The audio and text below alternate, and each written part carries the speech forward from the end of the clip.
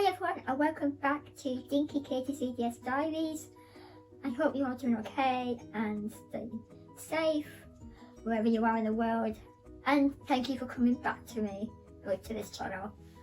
Now in today's video I'm going to be talking about celebrities who have E.D.S or suspected E.D.S. Now for those who may have forgotten, E.D.S is Ehlers-Danlos Syndrome, and it's a connective tissue disorder that is multi-systemic, so it affects the whole body and it affects everybody in different ways.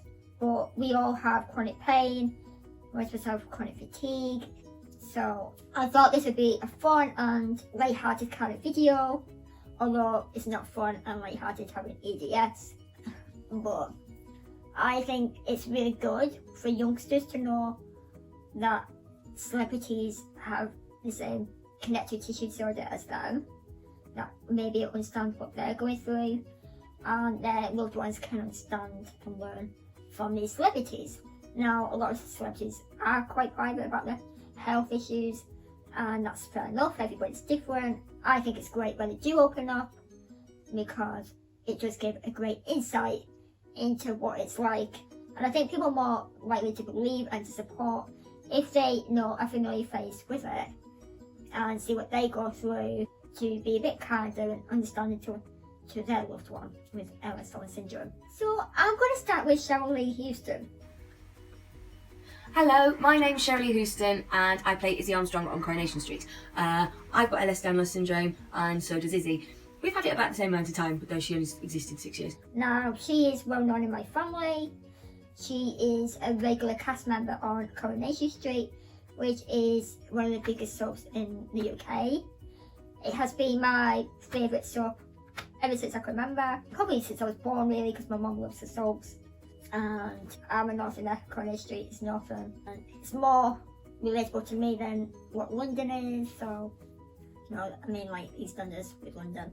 But yeah, I've just always enjoyed watching Coronation Street, and then when Shirley joined about 12 years ago, and it became known that her character has E.D.S, and then finding out that Shirley herself has E.D.S, I kind of was really keen on learning more about the character and Shirley herself. I think she's a great advocate for E.D.S and disability awareness, and she has brought some brilliant storylines. Most recently, how disabled people have been forgotten during the pandemic. So if you want to see more on that, then do check out Coronation Street and catch up on there. She's been interviewed about it by TV, you know, in the press and stuff, about her experience during the pandemic. It's like she hasn't left the house in 18 months because she's vulnerable, and I'm really glad for Shirley being on Corrie. I'm glad for her character. Sometimes I wish there was a bit more focus on the disability, but I guess in a way we as disabled people want to show that we're more than just our disabilities. So it's finding that line and that balance, because you don't want to be too much on disability, but you want to share enough and give enough insight into living a disability. So she used to be the patient of Ehlers-Danlos Support UK, which is a UK-based charity that supports people like myself and other people with E.D.S. I've done lots of fundraising for them over the years. I think Shirley and her character both have the hypermobility type, which is the most common type of E.D.S. Do check out her. Another amongst the younger generations, I think, Jameela Jamil, who is an actress, writer and an advocate.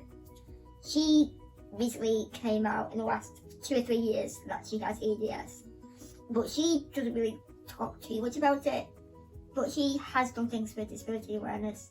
She advocates for how, you know, we should accept bodies no matter what they look like, and kind of really get at the press for airbrushing and having these diet pills and things. Like, she's very outspoken and she's also a feminist. And if you want to check out her, you will see her in a TV show in America, like she lives in America now. Really successful, really. Evie Oddly, who is a drag queen on the UK Drag Race. There was a bit about it at the time, but I kind of didn't watch it. I've not really watched the full series, I've just watched bits here and there. So if you're into drag queens, and you like drag queen race, then do check out that. I think she also has hypermobility type. That was just 2 or 3 years ago when she was on that. Then you have Russell Kane, who is a comedian and he's done lots of shows and comedy shows. Obviously, he also has hypermobility. He hasn't really said that much about E.D.S. really.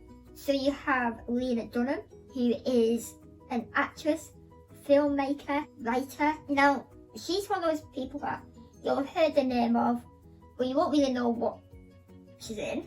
I'm a bit like that. I've had to look up what she's been in, and I haven't seen her in any of the things that she's been in, but most people have heard of her. She has OCD, anxiety. She's had to have a hysterectomy due to endometriosis, is that how I say it? And also E.D.S. Then you have Alyssa Seeley, who is the paratriathlon, is that how you say it? She has E.D.S, Charlie malformation, I hope I said that right, basilar invagination, she's also an amputee, endocarditis. So she has a lot going on with her. She's a gold medalist, very good by the looks of it. And then you have Sarah Gurwitch. Now she is a model activist. I did share something about her on my social media when I seen an article about her. And she has a lot like really stretchy skin, like really loose skin. Like mine's loose and stretchy, but it's quite like, I'm not quite sure how you best describe her skin. She has I'm just reading this stuff here. Dermatosparaxis type E.D.S. And I think also classical, so she's a crossover. And she also has POTS as well, which is an associated condition with E.D.S. So if she's very popular on social media, I don't know if there's been anything on TV about her. Do check out all of these people, see what you can find out about them. Do be aware, when I was growing up, I had nobody to look up to. I didn't know a soul with E.D.S. All I knew, there was a lady in Yorkshire, and this was back, like, I was diagnosed in 1985, and it was hardly really known back then. The knowledge and the awareness and technology that medical professionals have about E.D.S. has come along so much, but there's still a long way to go. And there's still that notion of medical professionals not believing, not understanding patients. A lot of people getting fobbed off saying, oh, it's just growing pains, or it's just this, it's just that, or just totally dismissive of a patient's feelings and struggles. So when a celebrity actually shares that they have E.D.S. or any disability of any kind, sometimes they get dismissed, they don't get believed, and they're well known. Most people in the world know who most celebrities are, and they've got money, they have more power. So if they have struggles, then, and by them highlighting that they have these issues as well, makes it more relatable. It makes it a better thing for medical professionals, because they can look, oh, so-and-so's got that, oh, okay, I'll look that up, I'll realise that everybody's different, because everyone is different. One person I found out a few nights ago that has suspected E.D.S. He's been long gone since in the 70s when he died. I think apparently he died on the toilet. And this is Elvis Presley. He had heart problems, he had other organ problems.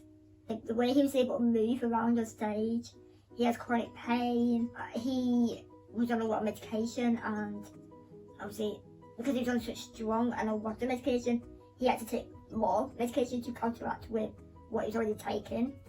And it all kind of accumulated, and I think they all kind of, accumulated in his death. So people might think, oh, he was addicted to drugs, he was alcoholic, whatever. Reading about him and his toxicology report, his autopsy, that was the word I was trying to think of, they don't paint a picture of him being a druggie or an alkie, but that he had unexplained medical issues. And what the medical issues are what most people with E.D.S. have. So That's why I say suspected. So, and there'll be other people with suspected EDS out there. So it's quite like, you know, quite a big name to think, oh, okay, Elvis Presley may have EDS. I was like, okay. Perhaps if there'd been more knowledge and awareness, he might have been able to help him more. I don't know. I think they would have done. He might have still been alive today. Who knows? So, that is the end of this video. I hope you've enjoyed watching this video. If you have, make sure you give it a thumbs up. And do you know any other celebrities that have EDS or suspected EDS? Then do let me know in the comments below and share this video. Don't forget to click on the notification bell so you don't miss any future uploads. And make sure you click on that subscribe button. Let's expand this little group. More awareness out there, more of an insight. Knowledge is power, awareness is power, and having that support and understanding with each other as well makes it a much better place. So, thank you for watching. Now, take care. I'll see you in my next video. Bye. Bye.